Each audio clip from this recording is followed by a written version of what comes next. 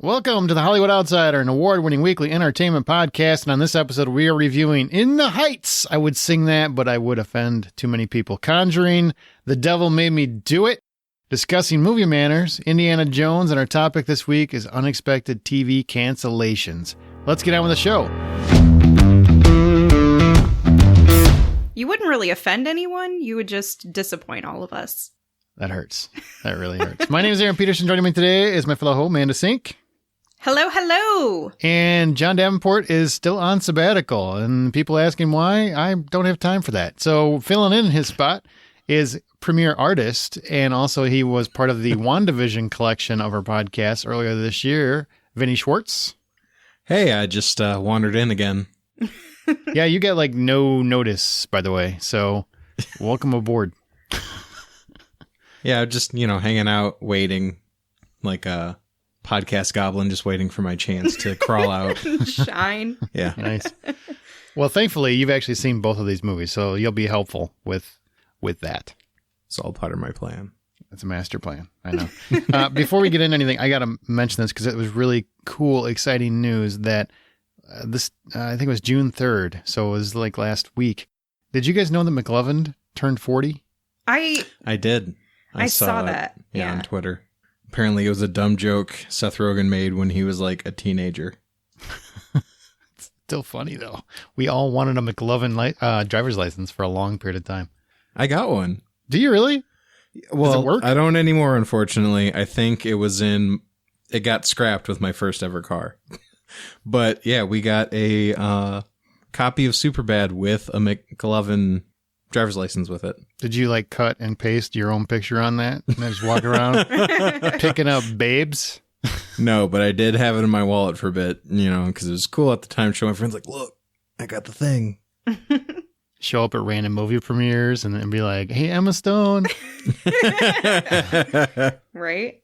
I worked at the movie theater and we had a giant poster behind the box office when this was like still super popular, and it was something about it, basically like because you had to show your ID for rated R movies, and so this was their funny way of using the pop culture reference of McLovin while also from Superbad, by the way, in case you didn't know. Yeah, in case somebody's in there going, who is McLovin? It's Superbad. It's a movie.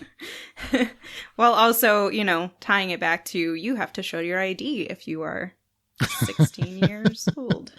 That means he's been able to buy beer for a long time. Mm-hmm. He's an old man now. 19 years. That's sad. Also, just, we are giving away Indiana Jones combo sets later in this very podcast, so stay tuned for that. We're just giving them away. Giving them away. And it happens to be the same week that Indiana Jones 5 began filming. Now, longtime listeners know Indiana Jones is my favorite movie hero. Even I will admit, I'm cautiously optimistic. I'm worried about basically every bone. His hip breaking? Yeah, all 206 bones in that body. But I gotta say, they showed a picture of him online. You can find it. It's on our Facebook page and our Twitter too, at Buy Popcorn. A lot of people are giving him grief, because he's almost 80 years old and everything. But how many people can still fit in their clothes? And he looks like he still fits. Like, it doesn't look like they just had to let out the shirt and the pants and the jacket. He's not rolling with the boulder anymore. I mean, he's still in decent, solid shape. Now the question is he still going to be using the whip? Or is it a cane? Or is it going to be like an automated whip? Oh, hold on. How do you work this thing? It's an electric whip. Oh, that's not nice. I think his stuntman will. Yes, his stuntman will. He's too old to be whipping that around. It just ain't going to work. Just like the saddest part, too, is he's never been able to run. So it's not like much is changing there for him. I mean, I can't run, so I'm not going to make fun of him for that. Sure, but we can do that. We're able to do that. Well, I'm excited. I just thought it's a great cast. Mads Mikkelsen's going to be in it. Phoebe Waller-Bridge is in it. I mean, it's got a great cast. Mm-hmm. He still looks like Indiana Jones. He looks like Crystal Skull Indy. I mean, he doesn't look much older than that. So as long as they stay away from the CGI monkeys, there's a shot. This could be okay. So does this mean we're not getting Shia LaBeouf back? Oh, no, he's not. No. I don't even know if Hollywood will take him back at this point. Like, he's, nope. I hope they recast it too. I hope they didn't just say, well, Mutt's away on a trip. They just have some random guy come in and be like, yeah, this is Indy's kid. And like, we're just not going to dress that he looks different. I hope that he looks like a replica of Shia, but clearly isn't Shia. So he has like the same dark hair with a little bit of flow to it. And he's got now the beard and mustache and everything. Like, I want him to look like Shia, but I want there to be something noticeable, like his eye is missing or something. And we're like, that's not Shia. Listen, just go look up in those like weird listed ads in Hollywood, and I'm sure you can find a Shia LaBeouf impersonator. And then he can come in and do like a couple lines and then disappear for the rest of the movie. Well, if he's a real Shia impersonator, he'll do a couple lines, all right. Oh. What I hope they do is they just go big and bold, and the Phoebe Waller-Bridge is actually playing Mutt Lange, and they don't explain it at all. They start calling her Mutt Lange, and nobody explains why is it a woman? Why is it not Shia? What is going on? I don't want them to say anything. Just act like, no, I was always a girl. And the first that you didn't see it? Weird. Yeah. Nobody's on board with this. Okay. I mean, I'm You're getting into trans territory here. No, I'm trying to picture it. Recast. That'd be like, it'd be so odd at first, but I think if you just literally didn't address it the entire time, exactly. I think by the middle of the movie, you're like, yeah, okay, this works. Yeah, no, man, I'm not talking. I mean, it's Pride Month. I respect that. LGBTQ. I have no problem with that. I'm saying they just replaced the guy from the first movie with a woman from the second movie, and don't tell anyone why. Oh, okay. Yeah, just totally recast the character with a woman, and basically everyone in the audience knows that's how bad Shia screwed up. That's it. Oh, poor Shia. I don't know if he's going to have a career anymore. He'll come back. Apparently, it's possible. Let's talk about everything that happened in movie and TV over the past week that really caught our eye. Not a lot. It's actually a very slow entertainment news time. It usually is this time of year. Usually it's just the big releases, and that's all anybody talks about. There's 160 articles about what Vin Diesel wore in the upcoming Fast 9. So here's what did catch our eye. The independent flick Code 8 with Robbie and Stephen Amell is getting a sequel, as is Cruella with Emma Stone and director Craig Gillespie, both attached. Hacks is getting season 2 on HBO Max. Shadow and Bone has been renewed on Netflix for season 2, while Jupiter's Legacy was canceled on Netflix. So, oh well. That's fine. Rob Zombie somehow got another budget, and he's rebooting The Munsters with a feature-length film, no doubt to cast his wife in one of the lead roles. In Hannibal's Brian Fuller is remaking Stephen King's Christine for Blumhouse and Sony Pictures. There's really, like I said, not a lot shaken up, but there's a couple cool things in there. Anything catch your eye, either one of you? Off the bat, Rob Zombie doing The Munsters, like... Why? Yeah. I mean, I actually enjoy some of the movies that he does. Do you? But, yeah. No, I do. I really do. No. Okay. House with 1,000 Corpses. Great. Yeah. I actually enjoyed his take of Halloween. It's fun. Oh, no. No, that's wrong. This is where you're wrong, and you have to exit the podcast. Thank you for coming. Have a nice day. I mean, you don't I'm have sorry. to exit, but... What did you give that Harry Potter movie again? Fantastic Beasts. Yeah. We're not talking about this. No, okay? we're going to talk about that every time. Yeah, but his take on I would say, pretty family-friendly IP is going to be interesting, to say the least. As long as he doesn't cast his wife. Oh, he's gonna. Yeah. And she's gonna take her shirt off. In The Munsters? I don't think so. Yep. I don't think so. But she'll definitely be in it because apparently was it Sherry Moon Zombie? Was that her name now? Sherry Moon Zombie? Sherry Moon Zombie. She's in literally everything he's ever done. Yeah. And her career outside of that is okay. Well, I will say The Devil's Rejects, I think that's a great movie. I love that movie. He hasn't done anything else that I've liked. So House of 1,000 Corpses was okay. But everything else has just been like a de-escalating in terms of quality since then. So that whole thing terrifies me. But hey, do a family-friendly property. Do it R-rated. Let's go nuts. Let's make this the real monsters. How people would be terrified by this.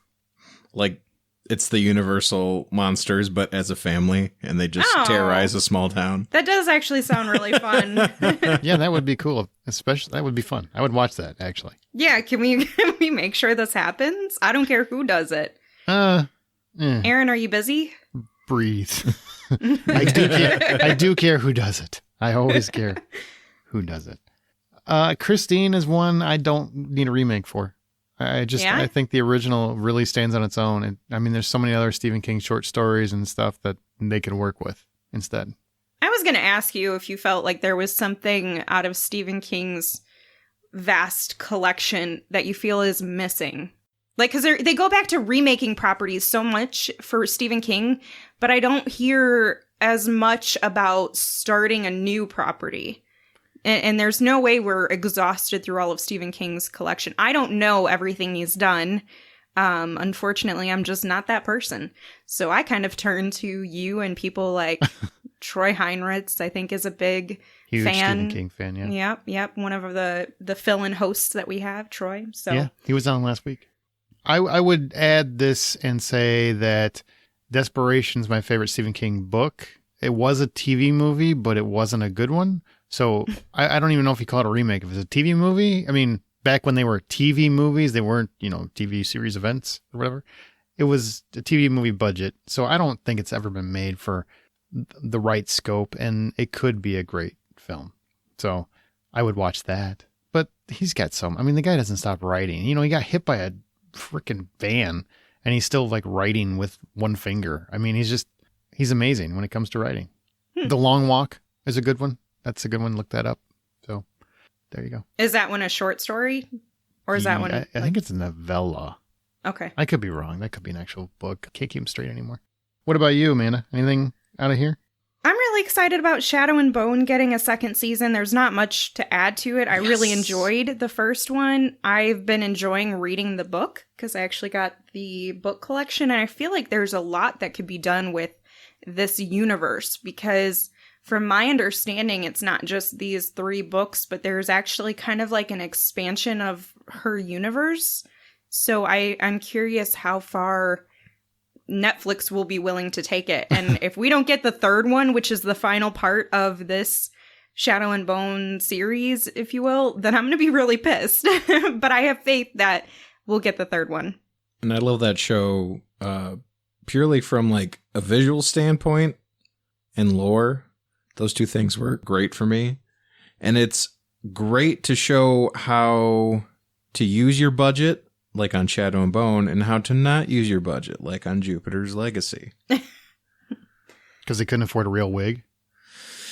Man, they could, like, where did the money go? I saw that show apparently cost hundreds of millions. 200 million. They're just 200 million. That's insane to me because it does not look like it. Mm-mm. I agree.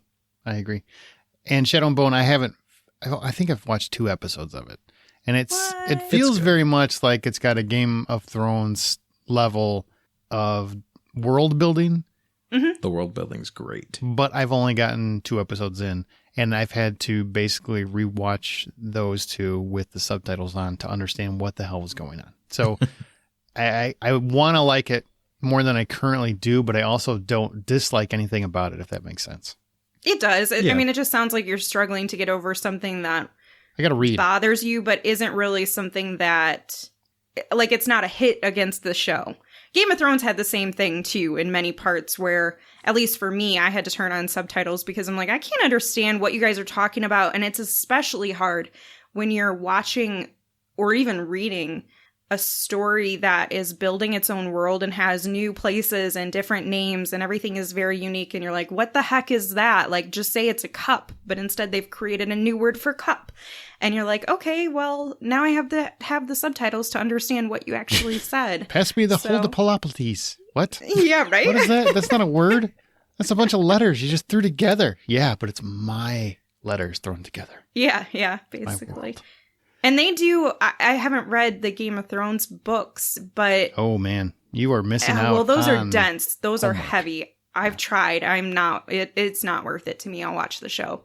But there's a lot of that I can see where there's connection and where people can see... There's almost like an overlay. There's a lot of things that relate to each other. It's a completely different story, but there's so many things that I can see, okay, Game of Thrones was really talented with their visual, and Shadow of Bone is really talented with their visual, and they have such an exploring world. Like, there's so many things that I don't know and I want to know, and there's so many places it could go. And I like that.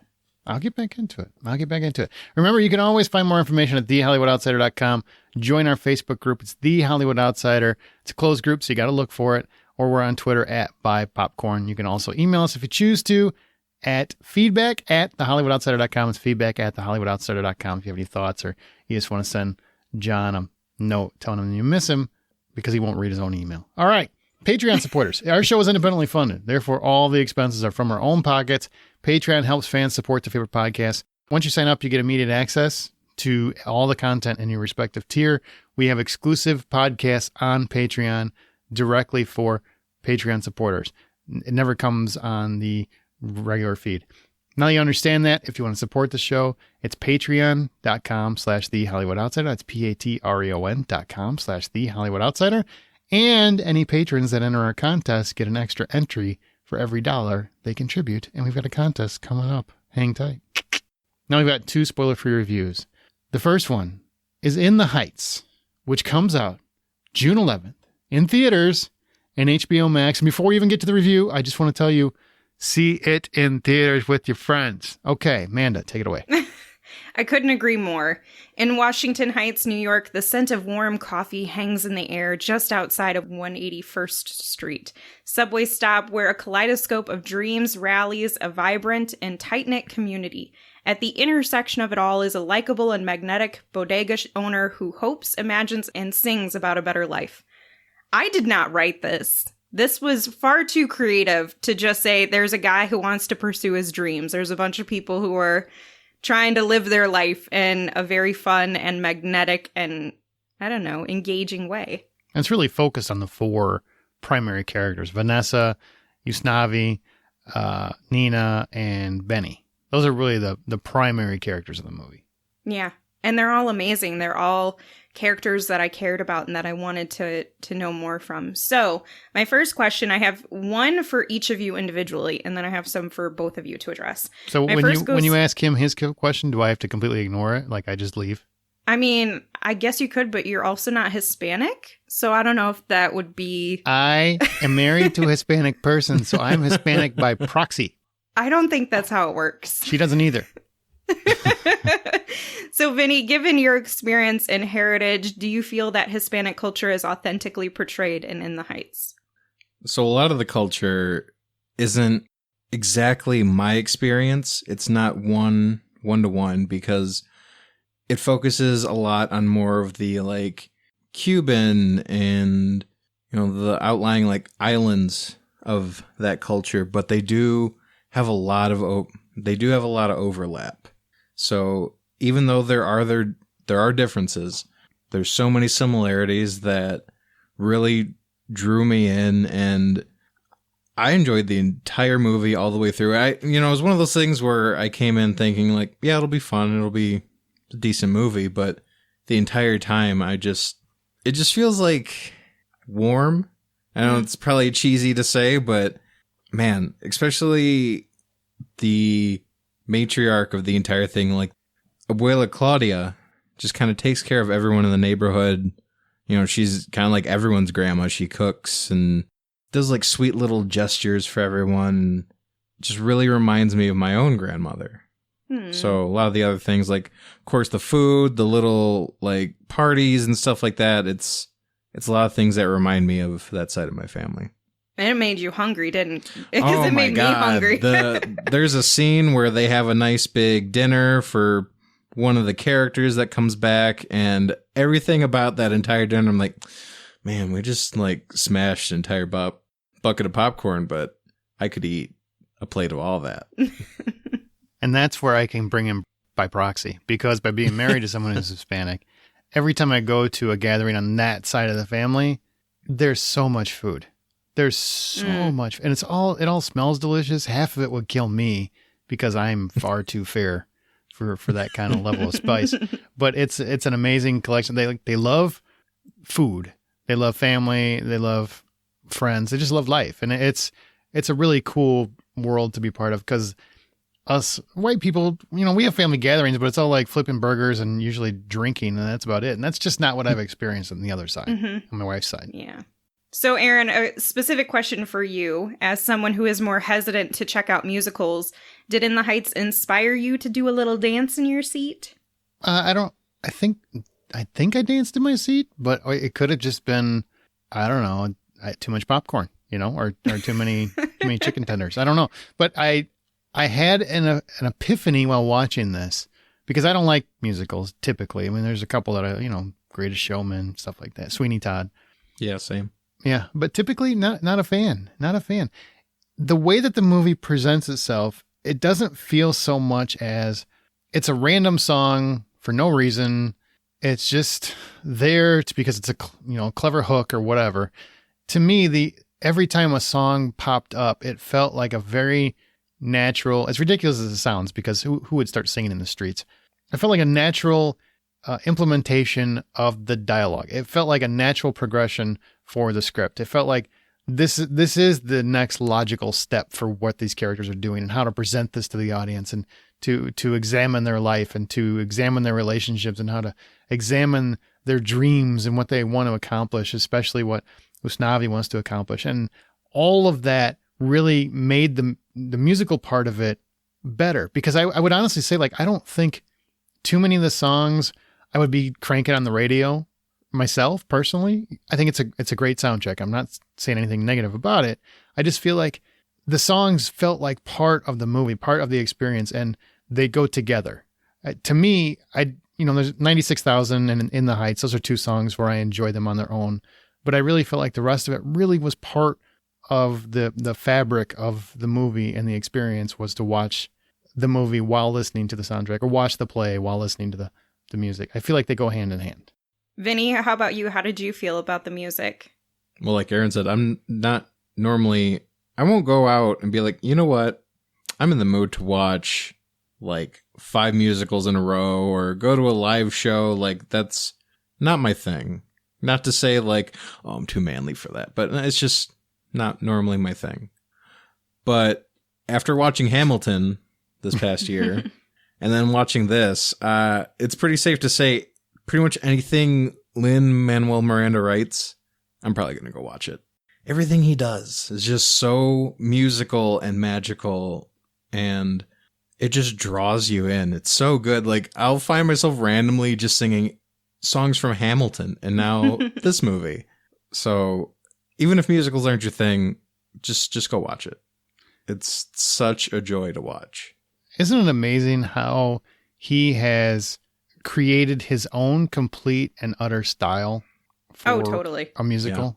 Yeah. I mean, you can tell, as soon as the first song comes out, I'm like, oh, that's kind of like a Hamilton song. I mean, it's just, he incorporates everybody's mood and being and the story he's telling with the music. So that's what I mean when I said earlier, it all flows together. I have a really hard time separating from the one from the other in that respect.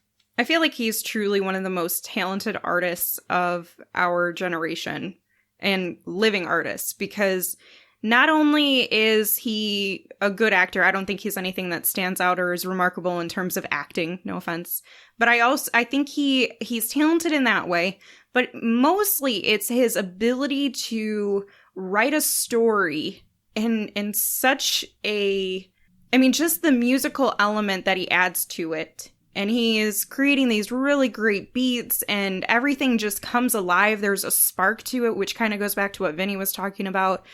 But I just haven't seen music written in such a way that you feel like you're experiencing a dialogue through a song. And yet these characters, I think to Aaron's point earlier, where you were talking about how it's so ingrained in the film and it doesn't feel like they're just doing a random musical number. It truly feels like instead of having a conversation, they're just singing it. And it doesn't feel weird or obscure, and it's because of the way that he handles the storytelling in the song. And it's so creative and it's so unique to mix that hip hop with a musical. I don't know. It's just something that I would not have thought about myself or have thought that I would enjoy. But it is remarkable to me just how witty and punny and everything he is when he's writing out these numbers. He has the natural evolution of the musical right in his pocket. Like he is the future of the musical currently. I'm sure it'll go through more changes, but man, the musical has kind of been the same kind of thing for so many years, which is probably why it just never stood out for me. I never really got into them. But this is like appealing to a younger generation. It's new, it's fresh, it feels different. It doesn't feel like West Side Story told once more over again. It's different. It's unique. Right. Well, because I think a lot of other musicals are just like, here's a story, and for a lot of the key points, the characters are going to be singing about what they're doing. Yeah. Whereas his musicals are, here's a story, now let's have these characters draw you in and make you part of it in like a really engaging way. Like the songs are their own stories in of themselves, and I think that's really what sets it apart from most other musicals. And it's got a great message. I mean, Hamilton was really a history lesson. More people learned about history from that frickin' musical than they did from going to school, I swear. Because I've talked to people. I truly did. Yeah. I talked to people that I've known for years that didn't know anything about it before. They're like, well, I didn't know, that's how that worked. I'm like, what? Yeah. What? I feel personally attacked right now, Aaron. Yeah, you should. Don't talk about our conversations on this podcast. And this one, in the same kind of way, feels like a Hispanic culture lesson. It is a culture lesson. Yeah, it totally it's is. really like, hey, there's not one, hey, there's no stereotypes in this movie. It's very much, this is a Hispanic culture lesson. So, like, this is really what Hispanic culture is like for the most part. Like, this is the majority of it. It's not, gang members and all that crap, people hopping the border and everything else that you see on TV all the time, all the negative A stereotypes. sepia filter over the entire movie. Yeah. Everything's yellow for no reason whatsoever. Anywhere that's not America or Europe, sepia filter. And I think that's what It's I all love brown. most about. I mean, honestly, what I love most is my wife had a wonderful time, and she does not like musicals, but it felt like, her whole world was there. And she was just so happy to see things that she got, and I had no idea what was going on. She's like, you're in my world now, stuff like that. It was cool to experience that through her eyes. And all the characters felt like, even the side characters that really just get a couple of appearances, they felt like they had such a magnetic presence themselves and were such unique characters that, I don't know, I guess I don't feel like too many movies put that much emphasis on characters that you're only going to see a glimpse of.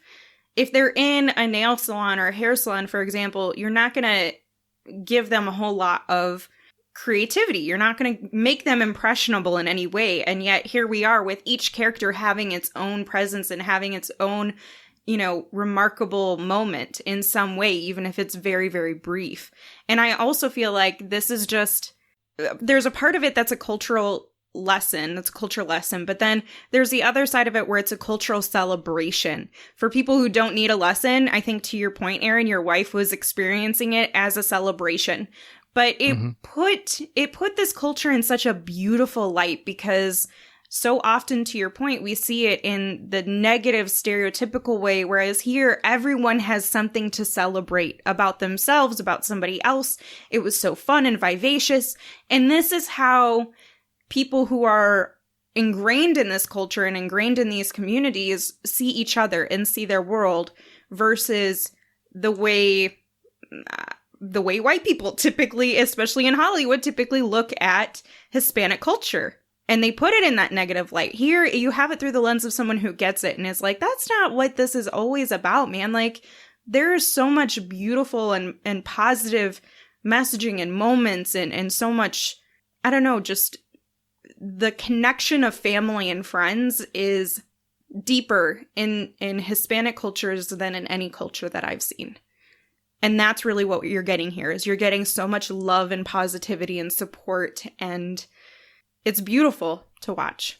And it's directed by John M. Chu, who did Crazy Rich Asians, so you've got a very nice, beautifully shot film as well, too. The dance set pieces were just fantastic.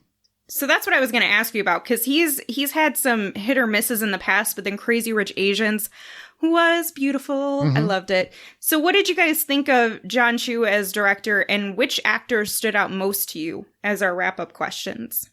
I thought the use of colors and set design were just so well done and just beautiful. Like the entire time, like I said, the movie just draws you in, and every little detail that they put in is just great. Like I don't know how to describe it besides just perfect. Well, there's a cool bridge too, like where there's a narration kind of going throughout the film, and then how that narration kind of connects at the very end, and there's a transition scene there. I don't want to say anything more about that, but you'll know it when you see it. I thought that was handled really masterfully. Like it really just, it was beautifully shot. It kind of catches you off guard a little bit, like, oh, and the whole movie comes together at the end. But a lot of that's done visually as opposed to through story. And which character was the biggest standout for you? Anthony Ramos, hands down. A guy is a leading man just waiting. I remember seeing him in Hamilton, and, you know, Diggs is good. Don't get me wrong. But every time this kid came on stage, I'm like, he's really got something. You know, that's something where you just can't stop watching him. And this whole movie, it's his movie. I mean, yes, Melissa Barrera is very good. The rest of the cast is very good. I liked seeing Corey Hawkins do something different because that 24 Everyone show from did. Brooklyn Nine-Nine too. Yeah, don't forget about them. Yeah, of course. All the Brooklyn Nine-Nine connections that only Amanda sees. There's like 2 or 3. Just ridiculous. But anyway, Anthony Ramos, fantastic. Absolutely loved everything he did. When he dances, he is so fluid. He is so he just rolls into it. I mean, the guy is just super talented. And every time he's telling a story, I'm captivated by it. Every time he's feeling something, I feel it. I mean, it's just, he's that kind of rare talent. You don't see that. To me, like, that's how much I love the guy. I thought he was fantastic. I was just, after I walked out of the movie, I'm like, whatever he does, I'm watching it. Whatever he does. That's exactly how I felt after seeing him in Hamilton. I feel like he is the live on-screen persona equivalent of Lin-Manuel Miranda. Like, we have Lin-Manuel Miranda who does all of this kind of behind the scenes work that is just absolutely stunning in every way and so creative and so enchanting. And then we have Anthony Ramos who's giving us that visual perspective of like, I can't take my eyes off of him and everything that he's doing. He's so talented, and it's hard to, I feel like I don't have as many comparisons of any actor that has really stood out to me like he has. Go listen to In the Heights, the Broadway musical song, the original song, and then listen to, because Lin-Manuel Miranda sings that one, and then listen to this one, the soundtrack song. He sings Lin-Manuel Miranda's music better than Miranda does. He totally does. I mean, Miranda's a better writer, but I mean, I don't know how good Ramos is a writer, but I'm just saying, like, Miranda is obviously fantastic writer, and like I said, revolutionary in terms of the musical. But Ramos makes his work better. Yes, they are the perfect connection. I would watch. I mean, they could be walking down the street, and I'd be like, okay, get my popcorn. I'm going to watch them walking. That sounds creepy. And but then they'd be like, who's this white girl and why she's following us? Well, I want him to do a Hamilton movie, like a real movie, not like, you know, like In the Heights versus the stage musical that Hamilton was. And I want Ramos in the Hamilton role. I want to see that because now I just feel like he'd do it better. Yeah, I said it, Miranda. I'm sorry. Well, since he was chosen, I'm going to go with Olga Merediz, who played Abuela Claudia again.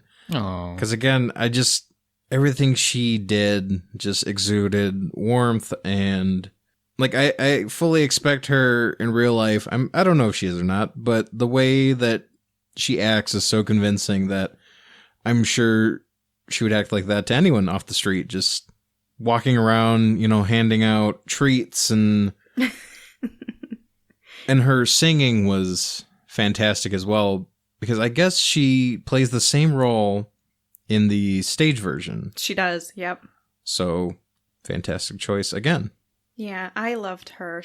I think warmth is the best word to describe her, because anytime there was a moment with her, I was just like, it feels like you're getting a big hug, or like you have a warm blanket covering you or something. Like, she just seems like I want to go, you know, get her groceries or come over for dinner and make her dinner or something. Like, she feels like what we all think of our own grandmas or abuelas as. You know, she is the epitome of that.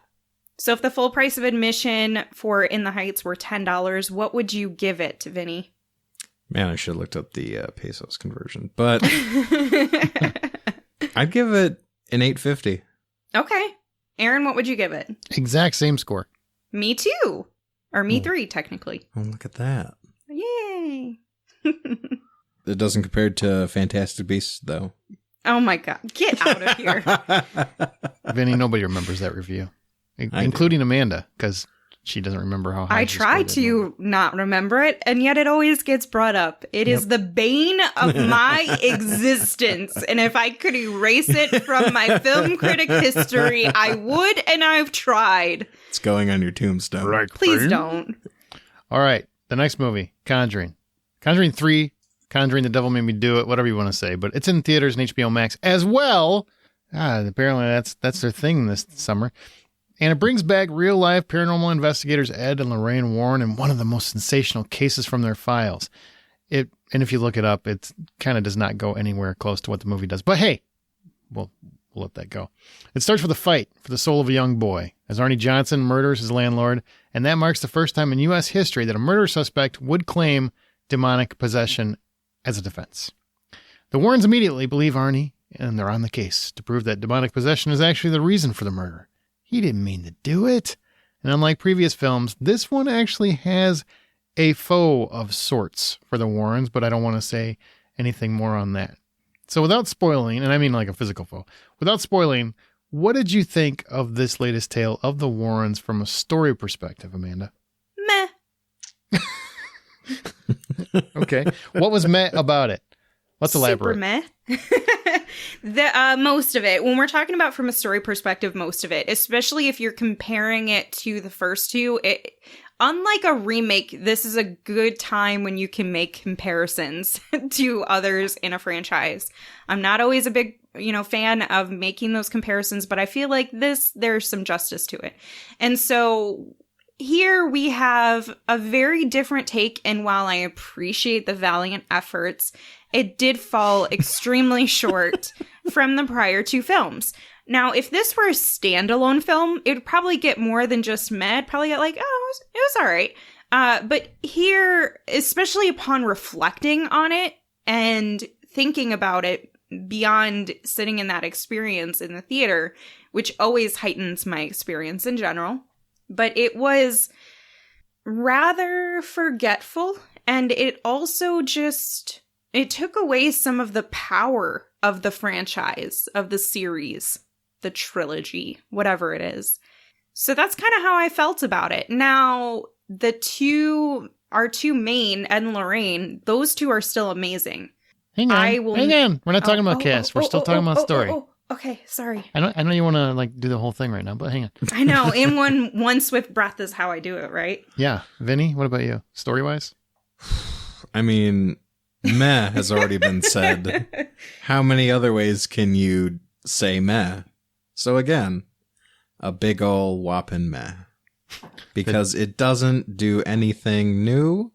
It doesn't do anything interesting. Well, I wouldn't say it doesn't do anything new. It does something new. In terms of the story, it takes a different approach. It takes a bad approach. But yeah, anyways, but that's still different. Sure. Okay. Nothing new and or interesting. How's that? Yes. Sure. We'll go with that. But it wasn't awful.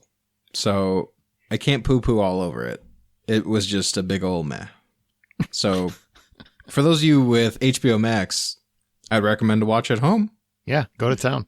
The devil me do it. I don't know why I even tried that. That was pathetic. You do that. You've done that before. It's okay. I concur with this. That was about the same amount of effort they put into making the movie. So I think it's good. Yeah, man, I really think it comes down to the production, but I'll come back to that. Lorraine Warren was played by Vera Farmiga in the Conjuring movies, and she died a natural death, aged 92 on April 18th, 2019. And she'd been a head consultant on all the Conjuring projects, an avid follower of the series. There's also a lot of concern about the validity to a lot of their cases. Does that affect you when you're watching these movies? Like how real or not real those cases are? Does that matter to you, or you really don't care? I try to buy into them if it certainly can enhance my viewing experience, like, oh my God, this really happened. But I'm also not naive. So I know that regardless, when they say based on true events, there's going to be some creative liberty taken, right? And here is no exception. However, once I processed how much of it was potentially not true, I didn't care, because I still felt like, when I'm watching a movie, I still want to be entertained. That's the bottom line. And they're not telling me that this is a documentary, which would make it a very different feeling. It is still just a fictional film. And so I'm fine with them taking those liberties and making it more interesting, because I do think they did that. I do think they made it more interesting. It just still fell short of the other films because of that different direction. So, yeah, I guess that's kind of how I feel about it. What about you, Vinny? I actually didn't know how much... Well, let me preface this by saying, let's just assume that the whole supernatural aspect is totally 100% true and provable. Moving on. After doing a little bit of research into which parts were real and which parts weren't, come to find out that actually the most interesting part of the movie was in fact fabricated for the movie. So that was an interesting bit of information to come across. And the way they portray certain events towards the end, it really makes you... really makes you be like, oh, well, I guess that's the direction they took, and they really tried to skew it a certain way, trying to be as vague as possible. But yeah, I think they could have had some better direction, would have helped the movie out a bit. Yeah, when it comes to the real life people, the Warrens, I'm fascinated by them, and I actually really, really, really would like to see the flip side, the inverse of these movies, where you actually see people that don't believe them completely. Like, because in all these movies, everybody takes them completely seriously. Like, they're barely skeptics, if they're skeptics at all. I want to see the flip side. I want to see the ones where nobody believes them and they think they're insane, and they just show up. I want to see those movies, because I think those could be hilarious. But that's not what we get. So it doesn't bother me, because I don't care how true something is usually when I'm watching a movie, unless they're trying to be a very heavy topic or something, a very serious topic. I don't believe in ghosts. Sorry, people. So this doesn't really do anything to ruin my day. Were they hoodwinking people? I don't know. And I don't care, because the movies are entertaining. Well, most of them are. So this was a little different. So were you scared? That's the bottom line. Were either of you scared at any point in this movie, in The Conjuring 3? No, it's not. They had one cheap jump scare. And other than that, nothing else was really all that scary. I mean, even the Nun was scarier. I'm sorry, not even not the Nun, the movie, but the Nun from The Conjuring 2. Okay, it's a really good visual. I didn't want to be really harsh to you. I'm like, God, no. I realized you should have clarified afterwards. The creature of the Nun from The Conjuring 2 is probably one of my more favorite recent scary movie monsters, because it's a really good visual. It takes that already kind of scary image of a nun, for those of you who went to Catholic school, and twists it even further, and it's just really striking. And it's got those moments where, paired with the music that they made for that movie, works really well. It's really unsettling. And you just feel like uneasy sitting there in your chair, like, oh, she's looking into my soul. But this movie, not so much. I'd concur about the jump scare, although it did get me. But I don't know. This is where it becomes a little unfortunate, because first of all, I used to not even get the antsy anticipation, tension building feeling in my body. But I guess as I've gotten older, I've gotten softer or something. So I could feel where the tension was building. And the sad part is I knew when it was coming, because I've seen so many scary movies that there was nothing unique about it. I was like, oh, just wait a few seconds and then this is going to happen. And it happened. And so while there was effective tension building in some of the scenes, it was so predictable that it wasn't anything that scared me. So I don't know. I mean, it's kind of unfortunate because I was really hoping to have it scare me a bit because the first one and the second one did that for me in some way. And here there was just a little bit of a letdown. And I don't know. I don't feel like it. Maybe my memory is just the same as a Goldfish.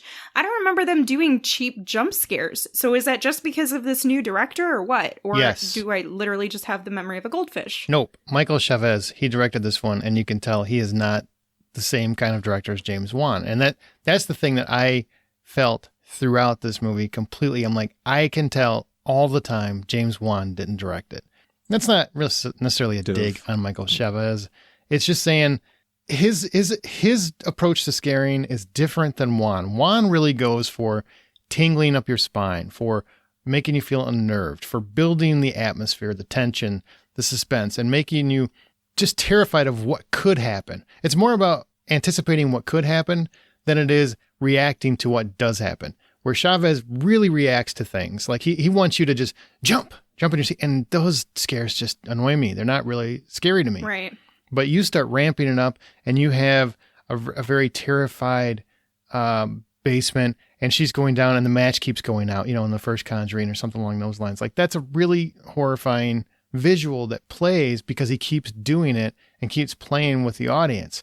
Where Chavez is it's more jump scares or like just coming at you like a freight train as opposed to building those moments. And that's really where I felt the biggest difference from the films. Not really the story. It's really how the movie was put together, the production. Because Patrick Wilson is still great as Ed Warren. Vera Farmiga is fantastic as Lorraine Warren. God bless so her. It has nothing to do with acting. It's all 100% production. But to put it in perspective, he also directed La Llorona, so I think this is a step up for him. Possibly. Yeah, possibly. And I don't think Juan is infallible because I don't necessarily love all of his franchises, but for whatever reason, those Conjuring movies he nailed. And I don't really like any of the spin-offs, but he didn't direct those. So, right. So do you want more from the Warrens or do you guys feel like this is it? If they're like this, I'm good. Okay. Yeah, that's fair enough. I think if Juan decided to come back or he did, maybe one last one with Farmiga and Wilson, then I would totally watch it. The two of them, aside from Juan and his directing style, are really what sold me on this franchise because I just buy into their characters. Now, I definitely know about the I don't know, potential hoodwinking of the real Warrens. And despite that and the fact that there's always, there's an allegation or potential that they were just scamming and profiting off of this, I still don't hate the film characters because Farmiga and Wilson just made them their own thing. They made them so enjoyable and likable and lovable, and you just wanted to root for them. You wanted for them to save the world and, protect us all from evil, and that's what they were there for. And I watched an interview with Farmiga recently, and I guess I just didn't fully understand how much of that character she really created separate from herself. A lot of times I see actors or actresses on screen and I'm like, oh, that's super cute and lovable. And then I'll see an interview and I'm like, oh, that's just them. So they didn't really have to do much to change to be this way. However, she is just it's not anything bad against her. She's just a different type of personality. And she's completely created like her own world of who Lorraine Warren is in her mind. And it comes through in her presence on the screen. So I love her. If $10 full price for admission, what do you give Conjuring 3, Vinny? $4. All right. Amanda? $5. Yeah, I had it at $5. I actually $4.50. I'm gonna split it. You dropped it down. Yeah, because it's so forgettable. It really is just so forgettable. And the ending. The direction kind of made me irritated too. Yeah, I get that. The more I reflect on it. But you know what doesn't make me irritated? Indiana Jones, the greatest cinema hero of all time. I just want to make sure everyone is aware of that. From legendary filmmakers Steven Spielberg and George Lucas comes one of the greatest and my personal favorite movie franchises of all time in 4K Ultra HD. I've been waiting for this for a while. Collected together, all 4 original Indiana Jones movies have been visually remastered with HDR10 and Dolby Vision and state-of-the-art Dolby Atmos for optimum picture and sound quality, just in time to celebrate the 40th anniversary of the adventure that started it all, Raiders of the Lost Ark. 40 years he has been the greatest hero in cinema. Dive into the spectacular stunts, the groundbreaking effects with 7 hours of special features on one disc. Spanning the globe on death-defying archaeological endeavors, if adventure has a name, it must be Indiana Jones. Own it now on 4K Ultra HD and Blu-ray from Paramount Pictures. Is rated PG and PG-13. In fact, little fun fact, Temple of Doom is one of the movies that helped invent the PG-13 rating. And if you love Indy as much as I do, and you want to bring cinema's greatest hero home for good, I'm not going to stop saying it. I'm going to make sure you understand he's cinema's greatest hero. We have 5 Blu-ray combo packs from Paramount Pictures to give away to 5 lucky listeners. That means all 4 movies. All 4 movies. I don't want to hear what you have to say about them. All 4 movies. They're all delightful. To enter for your chance to win, just send an email to contests@thehollywoodoutsiders.com. That's contests@thehollywoodoutsiders.com. Give us your name and use the subject line, "Why did it have to be snakes?" Get it? Why did it have to be snakes? Now you send that to us, and we will get back to you if you win. Remember, it's a Blu-ray combo pack, so you must live in the U.S. because we have to mail it to you. Isn't that exciting? That's 4 movies. We're giving away 20 movies, basically. Such a beautiful pack. It belongs in a museum. Oh, well played.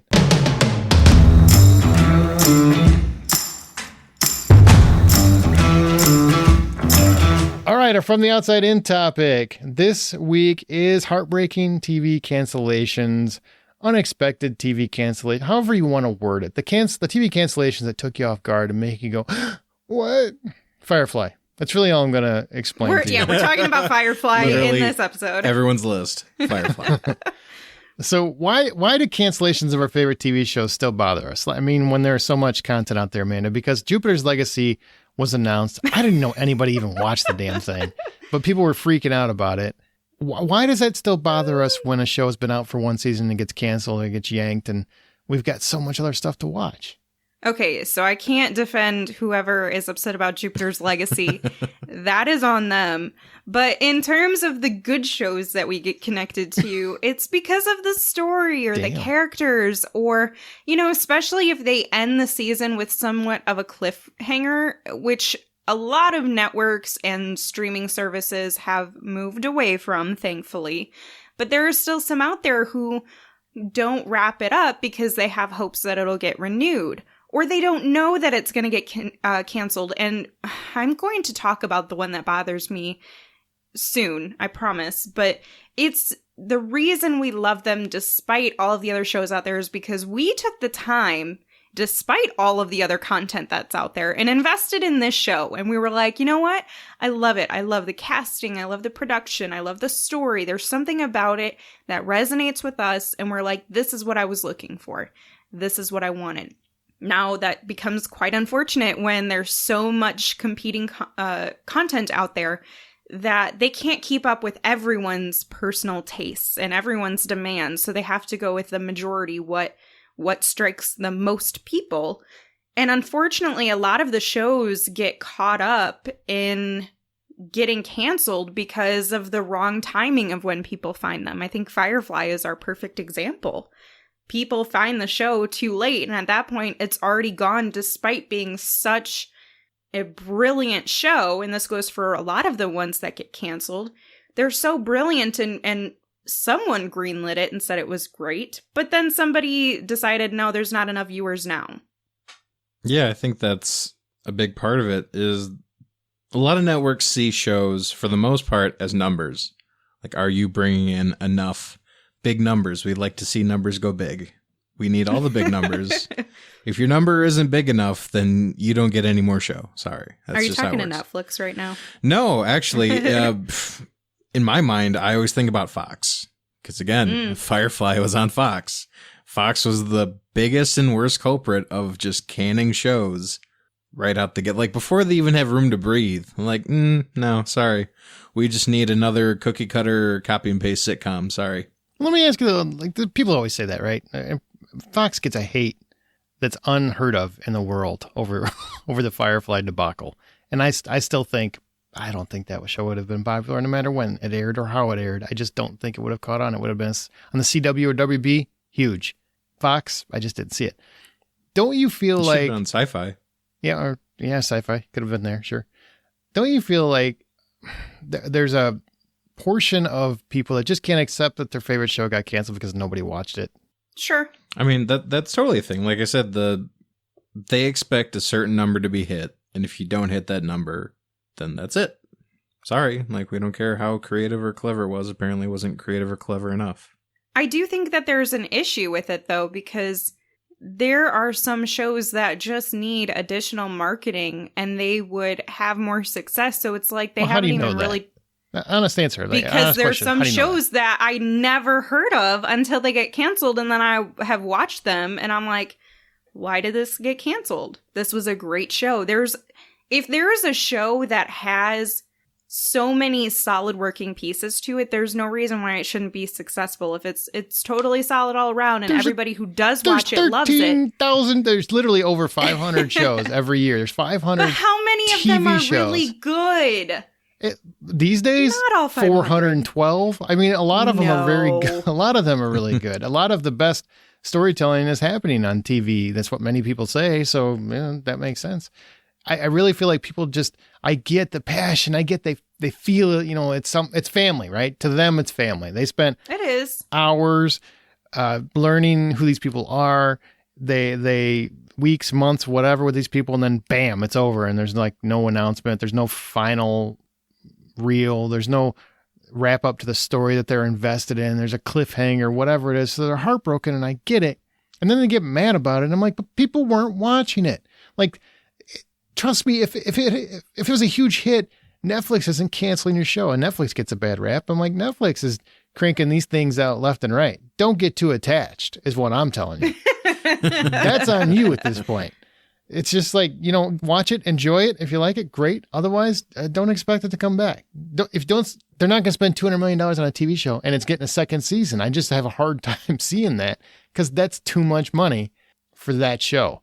They thought it was going to be as huge as The Boys, but with their binge model, it's very hard for that to happen. I wish they would take the opportunity to do a 1-episode wrap up or a 2-hour wrap up for some of the shows that just barely missed the mark. Or they have so many people, it was such a sudden cancellation that nobody was prepared for it. Some cancellations, especially I think more on networks, they usually get a little bit more time to prepare versus streaming services. I feel like they're less inclined to be like, you're probably not going to get another season. Networks are like, this is your last one, buddy. You better make it good. And so in those cases, you often get a little bit better of a wrap up versus, places like Netflix. It's like they just throw it out and it's like, well, we'll give them a good enough story that'll make them want to come back for a second season, but we don't know that we're going to give it to them. And I don't know. I just feel like they would have more success. They'd have better reputation if they provided some sort of a closing thing, or they just create a model where if they can't guarantee profitability on your show, then your show must not end with a cliffhanger. You got to realize that that's not feasible in business. I mean, people just need to accept every show does not get a wrap up. Does it suck? Sure. But they're not going to drop more money into something that already wasn't making. They've already lost money on that at that point. They're not going to make their money back. And why invest in more of it? Now, a few of them have done it. Sense8, they did that for that. And there's been shows that have gotten that. And Netflix always gets a bad rap about that for canceling. And I just want to go on the record. They saved 2 shows that I know people loved. Longmire and Lucifer. Brought them back. Yep. They had 3 more seasons each. Lucifer's still one of the most highest rated shows. Fox couldn't make it work, so maybe that's why Vinny hates Fox. I don't know. But so I mean, there's all kinds of variants to this, and I think people just need to accept with all the content that's out there, they can't keep making stuff that isn't making money. And they do have, even Netflix has a line that you have to hit for that to come back. I mean, it sucks sometimes. And Vinny, I was just giving you shit. I get Fox does have, they had a bunch of sci-fi shows, and they should just never make sci-fi shows on networks ever again. They really shouldn't. because they can't make it work. But overall, I mean, it's all about the money. Get your friends to watch it if you really want it to last. Create a model where you don't have crazy cliffhangers then. That's my pet peeve. Like, if it's a double-edged sword, though, because if they want you to come back, and it's hard to bring people back if it ends if it's a complete story. It doesn't need to be a complete story, but you can create a talented team of writers can create a good enough conclusion that you feel like, okay, this part of the story is completed, but there's something more that we could continue here if we get more. Are you thinking of a show that begins with a P? The Prodigal Son? Oh, I've been thinking about Prodigal Son this whole time. Do not take my moment from me, because we are going to be talking about Prodigal Son. You sound really fired up, so maybe I am. This is a recent topic that has burned and scorched my soul. Yeah. I get it. Your soul will be fine. But you're talking over 500 scripted TV shows every year. How many really super talented writers that could do those complete endings every year are part of 500 scripted shows that typically have at least 6 to 7 writers on their staff? I mean, just think about that.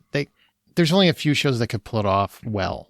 So I mean, would you rather have a cliffhanger because the show didn't get renewed, or would you rather have a bad ending to something that you enjoyed to that point, and you can make up the ending on your own, in your mind? I would say, to pose an alternative, which is what I had said earlier, if a show had just barely missed the mark, like if there was like a short margin where they're like, they could create a margin where you didn't hit this profitability number, but you still hit this number, so we'll give you one more episode, or we'll give you one more, 2-hour thing to wrap up your story, because we want to show our consumers that we're invested in their content viewing, because the challenge that Netflix and other streaming services and network providers are going to see if they continue to have a rap for canceling shows, people are getting to the point where they don't want to start new shows because they're scared it's going to get canceled. Not true. I know people say that all the time, and I know you believe that. Not true, because they never stop starting new shows. I don't know anyone that doesn't watch a new show every couple weeks like these days. I know plenty of people who don't take a chance on it until they get the second season completed. But then you're losing people in those first seasons. I think that's a leap. I just think people say a lot of things that they don't actually follow up on. Like, people are going to watch what they want to watch. They're going to take a chance. Like, sure, there's some, I'll wait and see. Like, there are definitely, like, sci-fi shows, unless you get a second season, I probably won't watch you right off the gate. It's just not, because Firefly burned you. You're not going. No, because those shows are harder to find an audience. And like Debris, people were talking about Debris. I'm like, it's a network show. It's sci-fi. It's never going to make it. My gut said it's never going to make it, and it didn't make it. Manifest is still on NBC. I don't know how that's made it. I don't know how. No, because it's not even good. It's not even good. That one is still on, but that's sci-fi, and somehow that's finding a way. I don't know how that happened, but. Good. I hope you guys enjoy when it doesn't give you a good, complete ending. I know. They're just very hard shows to bank on being there for very long. I also don't like when shows end early. Sorry, after a long tirade, like what do you add? But yeah, I think the cliffhanger ending does have that. They do that for a reason. They do that to basically taunt the network, like, we have to come back, we have to finish your story, right? And then they're like, nope, sorry. Not gonna happen. Guess you pissed off all your fans for nothing. But I think it does bring people back sometimes. Yeah, it does. But like you said, it's a double-edged sword. It could backfire or it could help. So I think people they get passionate about things. So when you have something that's yours, like, this is my thing, and you think, well, if it's my thing, it must be really good. So everyone else must also like this thing. Yep. Which is not always true. So I think there's that bit of disconnect there where people think, like, how could this have possibly happened to my thing? Doing a TV podcast like I've done for many, many years for The Blacklist and Westworld and, doing those and feeling how passionate, and I'm using that word nicely, people can be about their favorite show, about their favorite theories, about the things they love. And in many passionate fans' minds, nothing exists outside of their love for that show. And for many people, they get, I don't know, maybe it's a factor of, I don't have much of a social life, or I'm kind of an introvert, or, I just prefer to stay home. So I don't go out, hang out with a lot of friends all the time, so these become their friends. Those characters, that world become something they get immersed in, and they start to really, really feel close to and feel. And so it's just a very passionate fan base. It's a very deep emotional feeling. It's right to their core that they believe all this and that they wholeheartedly need this thing to continue. I mean, so that's why so many people get crushed. I think they just really become almost too immersed in the things that they love. Again, I'm feeling personally attacked, but what I would add is that I actually do feel bad for these providers and these writers and basically all of the teams that put out TV shows, because they're the ones who get slammed when something doesn't make it. And people are very passionate. And another word for this, in this case, when we're talking about TV show fan bases, is they get crazy. They get obsessed and they can be vicious. Like, there are networks and writers who have received death threats because a show was canceled, or it didn't end the way they wanted it to, or something happened in a different way than what they imagined would happen. And I do have a level of empathy or sympathy for these content creators and distributors who are just like, man, we're just trying to make you happy. Yeah, and how'd they're that like, Veronica Mars ending go? Please do not bring that up. That is a very sore subject. They went crazy. They literally wanted Rob Thomas to die. I mean, lose everything, his career and everything. But it does make you feel bad for them, because they're just trying to give you what you wanted. As a consumer, you're like, I wanted this. And then you're like, okay, here you go. And then they're like, well, not enough people wanted it. And you're like, but this was mine and you gave it to me. And that's keep not making enough, it. So, yeah. Yeah, you're not even paying for it. Or you shall die the way Ned Stark died. So. 6 seasons in a movie. It's, was that Community, right? Yeah. Yep. 6 seasons in a movie. People just want what they want. I mean, there's shows where they'll be on for, I remember Hawaii Five-0 got canceled. Don't get me wrong. I like Hawaii Five-0. I was a big fan. It was like the 10th year and people still were outraged about it. I'm like, how could you? How could you? And I would see that on Twitter and I'm like, well, how could they what? Like, it's been 10 years. Ella O'Loughlin is tired, man. That's all it is.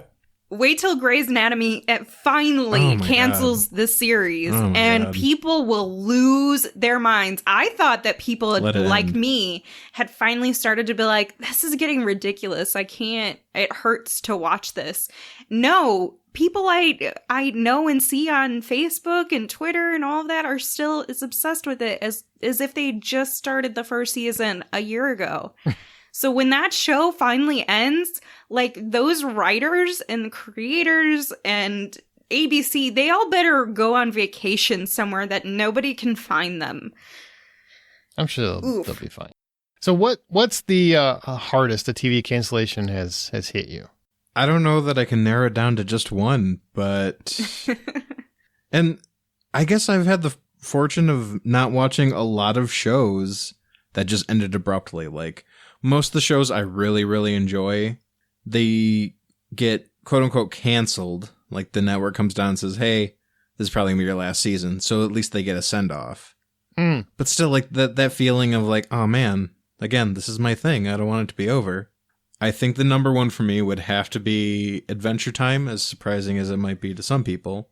I just really enjoyed the show. Like, it looks super simplistic and cartoony and, like, surface value, like, oh, this is a kid's cartoon. Like, why are you watching this? But actually, it's got a lot of really deep messages in the stories. And I don't know, it just really resonated with me.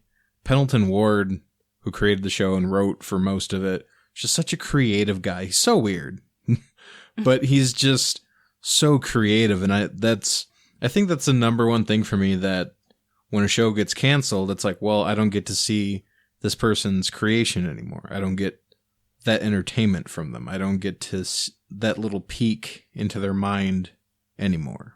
So I think that's probably the part for me that sucks the most about when shows get canceled. So for me, it'd be Adventure Time.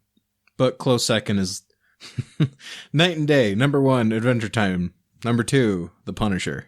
Oh, that was harsh. It's recent, so it's recent pain. So I don't know how. Yeah, and obviously it but had to happen because corporations. But man, I wanted more. And you just know Disney would never do that. No, Never. like even putting on a Hulu might be a little. They might tone it down too much to be worth it. I don't know. They did put out The Handmaid's Tale. That's pretty dark and crazy stuff. Yeah, it's a different kind of dark, though. There's still blood in both shows. I don't know. I stopped watching once I realized I just didn't care anymore.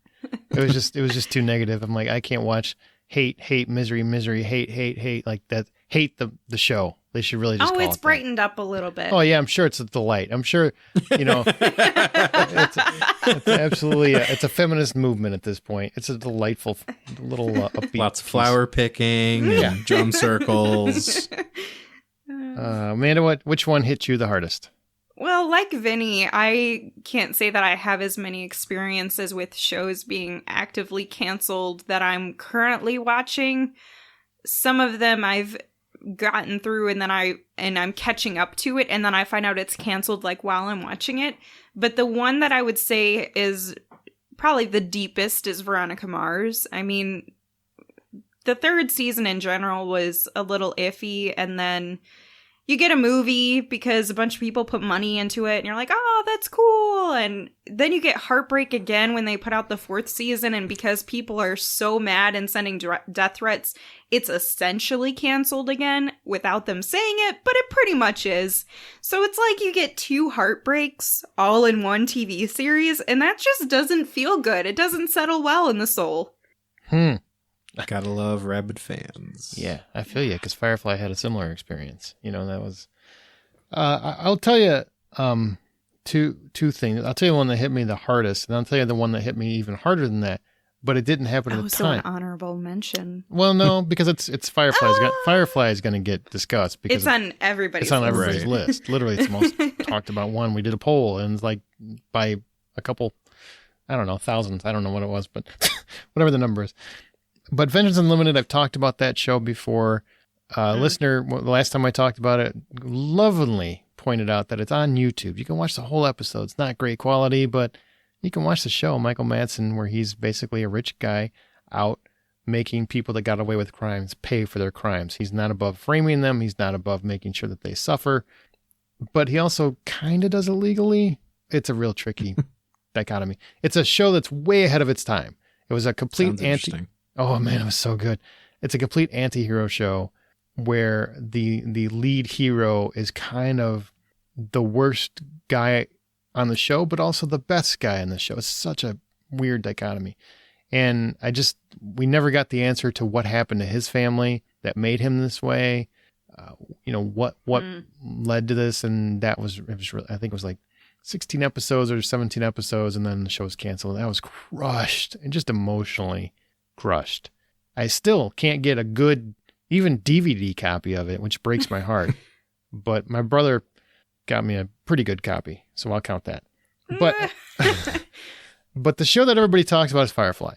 And when I say, hit me the hardest, it didn't hit me when it was canceled because I wasn't an avid watcher. I don't know about you guys, but I didn't really watch it when it was on TV. So everybody's like bitching about Fox, and I'm like, yeah, I get it. They aired the first episode out of order. Yada, yada, yada. Most of those episodes you could watch on their own anyway, so I don't think that's fair to blame that, even though I get it. I get the argument. I just feel like it's not a network TV show. It was too quirky. It was a space western. It was just a hard sell all the way across the board. Which is super popular now. Yeah, right.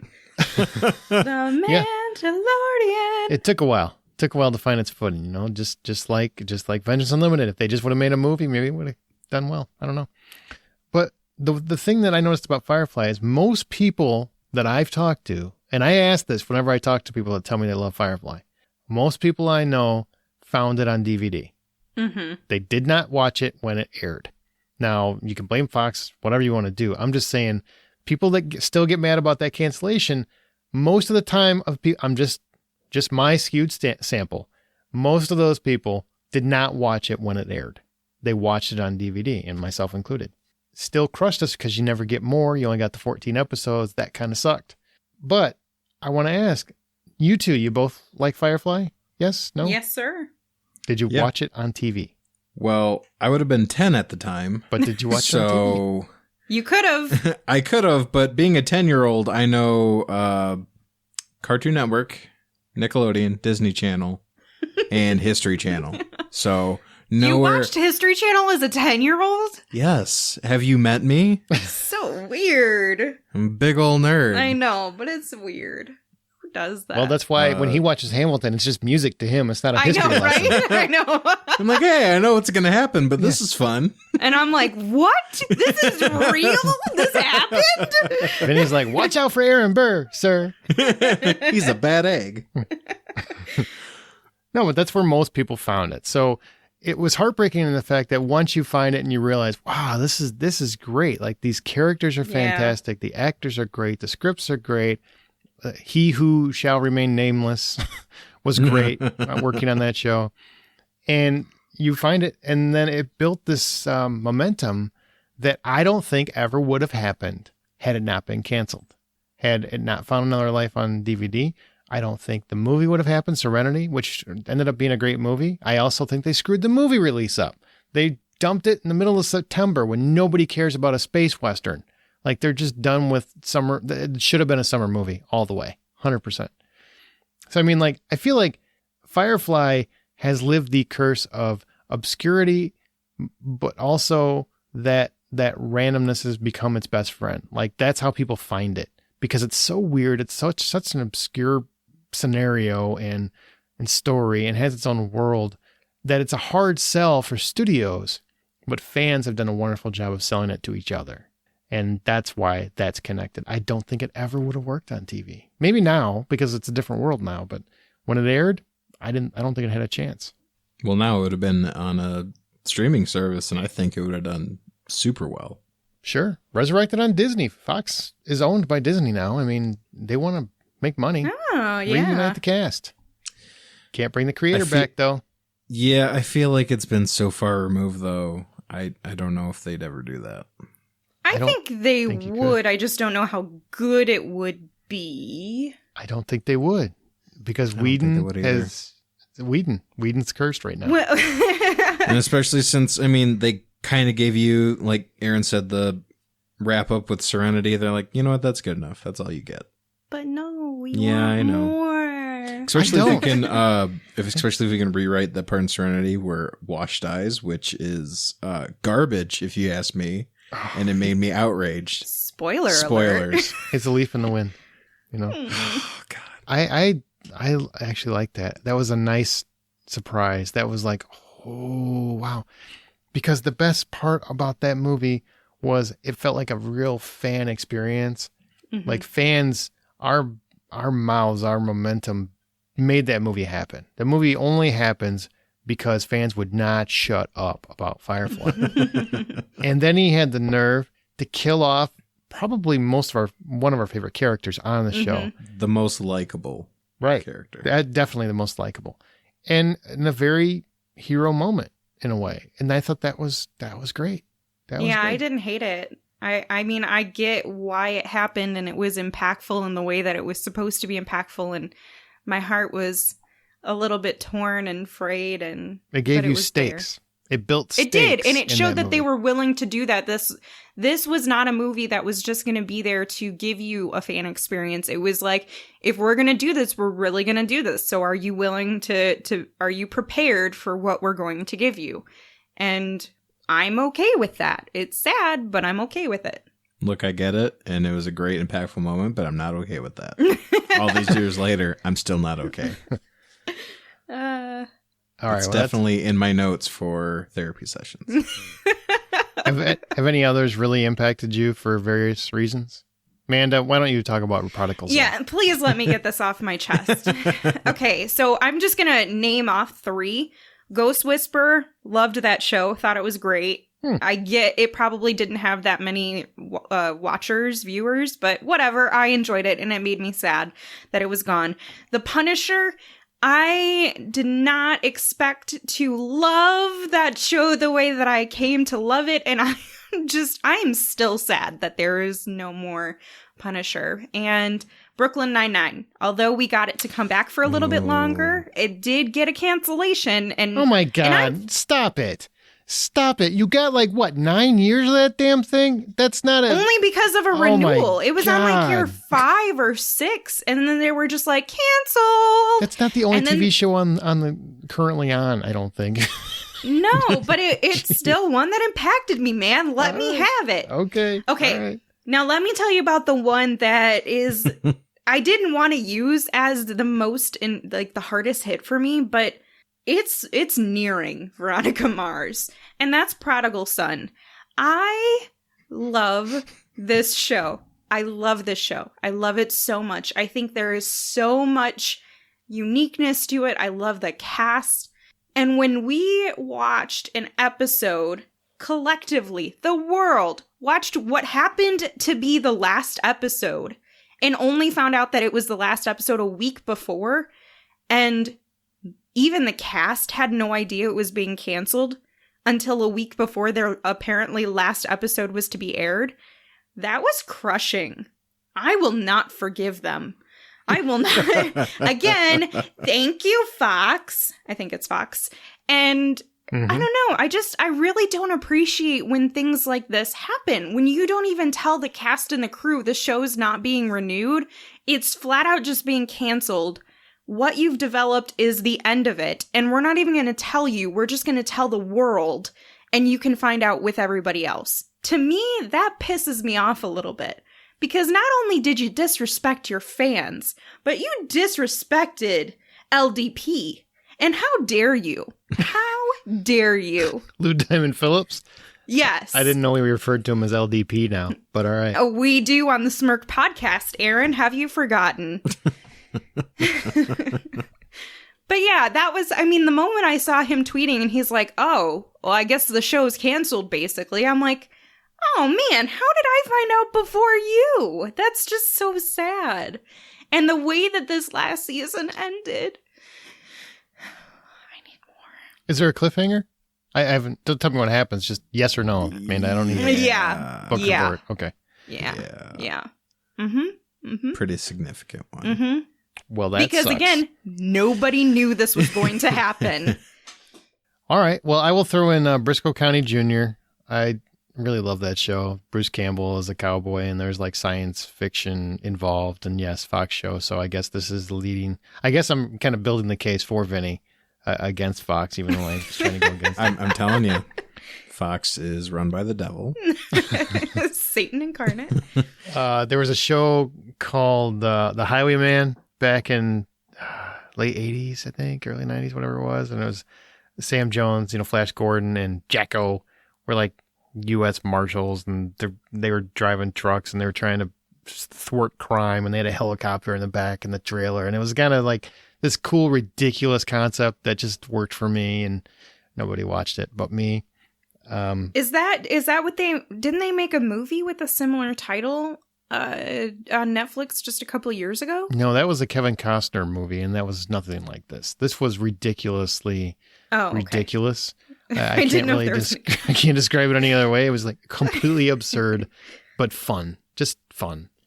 And then there's a show called Midnight Caller, which I loved. It was on for a couple of years before it finally got canceled. It was kind of every year you didn't know if it was going to come back, and then they finally canceled it. It was just, I love the show. It was Gary Cole was a midnight call radio host, and he would just get weird calls from people and get involved in their lives. And it could be mysteries, it could be murder, it could be just drama. There's a lot of stuff that happened. So it was a very interesting, unique kind of show. And Gary Cole was great in it. Everybody knows Gary Cole now. He's very funny. He does a lot of supporting roles, but he was the guy, and he was great in it. How long did that show last? 2 years, 3 years, maybe. Oh, okay. It didn't last long, but when it was canceled, it's oh man, I like that show. Well, there's another, Sunny Spoon. I loved Sunny Spoon. Nobody knows that show. Not anybody here. No. Mario Van Peebles was like a private eye, and he was very cool, man. And I just love that show. I don't know why I loved it, but I did. And they canceled it. But that's it. You ready to hear what listeners picked as their top 10 harshest, most unexpected TV cancellations? Yeah. Oh, I was going to throw out a couple, but okay. Oh, yeah, I guess you get to talk too. Vinny, what about you?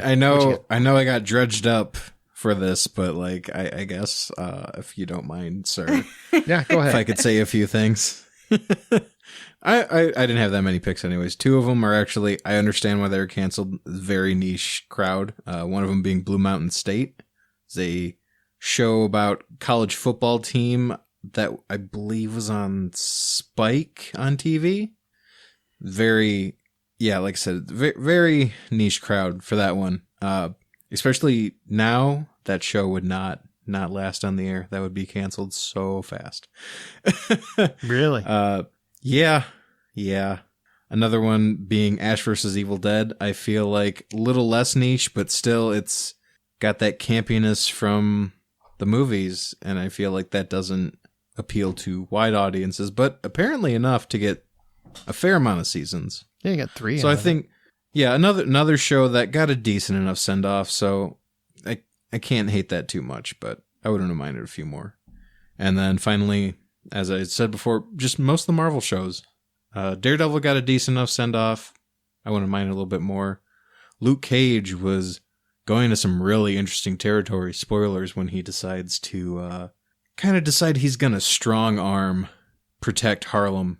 Like, takes out the upper management, as it were, of the crime and decides, you know what? Yeah. I'm going to fill that role. I'm going to protect Harlem my way. And then it's just like, ooh, buddy, what are you doing? And then, of course, The Punisher. Like, being such a big fan and seeing how well they did, how well John Bernthal acted the role, how they really developed the character, and especially that very last scene where it's just like, you get chills. It's like, ooh, let's see what kind of carnage is just going to be rolling through next season. Oh, no. Okay. Disney's taking their toys back. Yeah. That's unfortunate. We spent a lot of money. That's ours now. It sucked. And actually, Iron Fist, their final episode was going to some cool places too. Like I was finally I'm on board with Iron Fist. Yeah. I can't remember the character's name because overall the show was all right. But yeah, it was going interesting. I just wasn't super interested in that certain show. Mostly because of him. Yeah. He wasn't the best. I'm Iron Fist. How do we know? Because you keep telling us. All right. Now listener top 10. So this is the 10 TV cancellations that impacted listeners the most. Futurama, which did come back, I think. So you got more seasons for that one, right? Yeah. But again, Fox. Yeah. There you go. Well, a couple of these are okay. You know what? I get it. I'm just saying. I get it. They're the culprits behind most of the world's tragedies. I'm just going to put that out there. Flash forward. I think I watched the first couple episodes, but I never really got into it. Terminator, the Sarah Connor Chronicles. I've heard a lot about that. Oh, I haven't. Well, yeah, you're the problem. Yeah, you're part of the problem. Pushing Daisies. Oh, yeah. Glow. Yeah. I do remember people being very upset about that, like just a couple years ago. They just like last year, I think it was. They just wanted the ending. That's all they wanted. And I think that one got a new season approved, and then they canceled it. Mm. Well, that's rude. Yeah. That's just plain mean. That's in your best Full House. That's rude. Jericho. Everybody knows the story of Jericho, where they bombarded the studio by sending them nuts. And that's how they got 6 more episodes to finish the story for season 2. But yeah, I agree. Jericho. I loved Jericho, and that crushed me when they canceled that show. You guys don't know that story, do you? No, actually. Sounds interesting. Nuts was like a thing on the show, and so they bombarded the studio with nuts, like just tons of nuts to remind them that Jericho deserved to get their story finished out. Well, see, now that's just clever. That is clever. Good job on those fans. It worked. They got 6 episodes. That's all they got, which kind of sucked, but Probably worked because some studio exec had a peanut allergy. yeah. Oh, yeah. He's just hiding inside. Make them stop. Make them stop. We'll do 6 episodes. That's all we're going to do. Get Skeet Ulrich back here. Come on. Freaks and Geeks. Wait, he was in that? Yeah, he was the star of it. Yep. Oh, I love him. I didn't know that. Go I never watch watched it. Jericho. Go watch it. There's total of 29 episodes. The story is finished. I love that show. Oh, well, that's encouraging. Yep. Yeah, Freaks and Geeks. A lot of people love that one. That was kind of harsh. A lot of famous people spawned from that, so it's probably a good thing it got canceled. That's a good point. Yeah. Santa Clarita Diet. Towards the top of the list? Yeah. People apparently. Wow. Yeah, Timothy Yeah, a lot Oliphant of people and Drew like that. Barrymore. I mean, I knew it was popular. I just didn't realize it was that popular. It wasn't that popular. That's why it got canceled. It's just popular in our group. Yeah, well, yeah, probably. And number 2, which really no surprise because people still talk about this one, Hannibal. People want to bring Hannibal back. Did that one get an improper ending? Kind of. Yeah, kind of. But Improper? I got to be honest. The 3rd season was getting just annoying. I couldn't even finish the 3rd season. So I don't know why you need a 4th. Yep. And what's really funny is if you read the books or you know Hannibal Lecter, if you watch the first 2 seasons, the 2nd season has honestly a magnificent finale. It really captures Hannibal Lecter. It really captures how dark he is, how maniacal he can be, how sadistic he can be, and how charming he can be. You know, it captured all of that in that finale. And then the season 3 comes back and retcons almost everything. What? Yeah, it's I hated it. Absolutely hated the 3rd season. Weird. Mm-hmm. And then number 1 is take a guess. Border Town. Yes. Yep. You got it. Nosferatu. Let's mention all the crappy shows that have been out there. They only got 1 season. No, Firefly. Firefly wins. Of course. Yeah. Mm-hmm. I feel like when you think about TV cancellations, Yeah. that is the number 1 on everyone's list. It is. But to Aaron's point, I also don't know anybody who watched it while it was on TV actively. Yeah. So. Just saying. I just feel like it's better. Like streaming, I think it would have been a huge hit. It just too early. Too ahead of its time. And you'll never come back because you really need the showrunner for that one. And we can't say his name anymore. For the time being, anyway. All right. So sad. Firefly brought to you by Taika Waititi. Oh. Okay. Now Okay. I'm on board. Right? Sir. Let's do it. Let's do it. All right. What are the upcoming releases that are coming out? On June 11th, coming to VOD, we have Holler. Hoping to pay for college, a determined young woman lands a dangerous job working in a scrap metal yard during a brutal winter.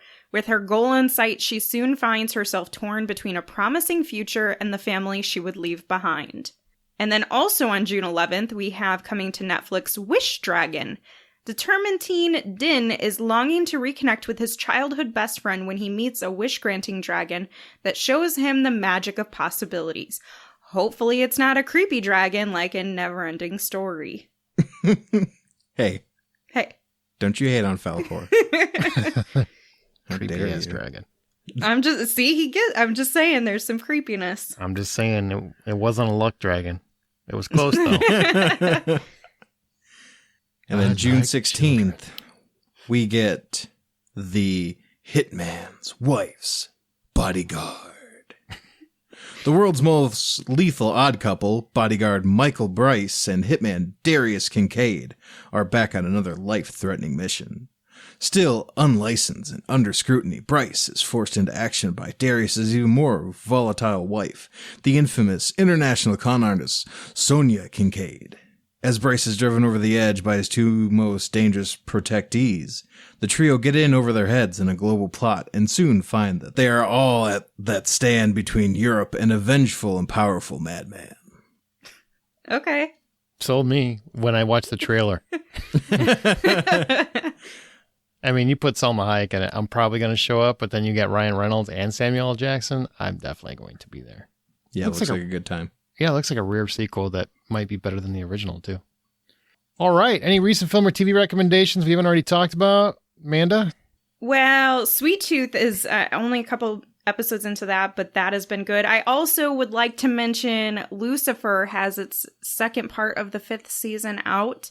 My review is also on the Hollywood Outsiders website if you'd like to check it out. But it is worth it, and it is getting more episodes in a 6th season, which is encouraging. Yeah, but Sweet Tooth, what is that? That's about the kid that's a deer, right? Or something? Yes, essentially. Basically, there's a change in births where all of the children, all of the babies born go from being regular human babies to being like part animal babies. And yeah, so they're not all deer children. There's like different animals. So it's kind of about this specific kid who has been sheltered from the rest of the world, who has they're essentially trying to eradicate these, and there's a sickness that's going around, and this kid wants to, after something happens, he's trying to find his way navigating through the world, which he's never experienced before. So there's kind of like a little bit of a magical element to it in terms of like seeing it through a child's eye, if you will. But there's also some quirky darkness because people want to kill kids. Yeah, okay. I mean, have you met kids? All right. That's a joke. Anything from you? Really only one new piece of media that I recommend. I don't know if you've talked about it yet, but Bo Burnham's special Inside. Basically, if you want to feel better and then worse, almost at the same time, go watch Bo Burnham's Inside, as he has an introspective lens pointed at himself and the human race as a whole as you navigate your way through his life in quarantine and being an internet personality. It's really creative, I will add. It's creative and dark and will make you want to lie down and think about your small, fragile existence. It's kind of like having an existential crisis, but laughing about it. It's kind of wonderful, but it's really funny. It's really, really, really funny. And if you're not familiar with Bo Burnham, he like sings to his comedy. And so they're actually kind of catchy songs. Like, I will have them in my head, or I will, after I had seen the special, I went to Spotify to see if I could find the songs, and they are not there yet. No, there is one on YouTube, though, about the internet. And the best way to describe it is, it's like if the internet was a person who was the antagonist of the world, but he won. And he is singing his theme song about how he won. I will recommend on video on demand The Killing of Two Lovers, which is Clayne Crawford as a man who finds out his estranged wife is sleeping with someone else, and he's starting to slowly lose his mind as he worries about losing his family, and how far will he go to protect them, /save them, /get them back, is there really anything to save them from? Like, it's a whole abstract kind of film. It's a very methodically paced. It's a very slow burn, but it's carried by actors. And Clayne Crawford is the actor that carries the movie, and he is great in the role. I mean, I definitely recommend The Killing of Two Lovers, but I will also add, if you don't like slow-moving films that take a long time with a scene, that let a scene play out, that let a character layer their performances with an actual performance as opposed to what's on the page, you probably won't like it. But if you love character dramas, if you love those kinds of films that really get into the mind and hearts of characters, you will really enjoy it, I think. And our weekly streaming recommendation is my turn. It's The Clove Hitch Killer is what I'm going to recommend. Also on Netflix. A bunch of this stuff's on Netflix. Charlie Plummer is a young man who comes to believe that his dad, who is Dylan McDermott, is a long-thought dead serial killer. I just stumbled upon this while I was looking for something to watch one night, and I was sick of new stuff. It's a movie that I just didn't think would be very good, but it was really captivating. Like, I was really interested and intrigued in seeing how this kid is going to handle finding out if his dad is a serial killer, and does he believe him, and what does he do if he does believe him? Like, do you turn him in? Do you Do you address it directly with dad? Like, what do you do? And it's very interesting, like some of the twists and turns that the story takes. And there is one genuine, oh shit moment that happens about 2/3 of the way in where I did not see it coming. I've seen a bazillion movies. I did not see it coming. And I really like how they played with us a little bit. So The Clove Hitch Killer, it's on Netflix. I mean, that does sound like an interesting premise. Definitely. You know what? That's going to do it for this episode. So thank you guys for being here. Share your thoughts on this episode or anything else in our Facebook group or on Twitter @BuyPopcorn. Our website is thehollywoodoutsider.com. Don't forget Indiana Jones. Don't forget Indiana Jones is now available on 4K in those combo packs. You can rate and subscribe us on your preferred podcast app. Vinny, thank you so much for filling in. Where can people find you? I'm most active on Twitter @BlackLabelArt, capital B, L, and A. That's @BlackLabelArt. Sometimes I do actually make art, sometimes. But it's mostly retweets of better art, memes, and just generic thoughts. So, you know, if you like that kind of thing. If you like that kind of thing. And you can find Amanda on Veronica's Marshmallows and Smirk and @SinkIntoThis on Twitter. And me at The Blacklist Exposed and Presenting Hitchcock and @Aaron Smirks. And The Blacklist is coming to a crazy end where apparently the answers we've always wanted are finally coming out. So thank God.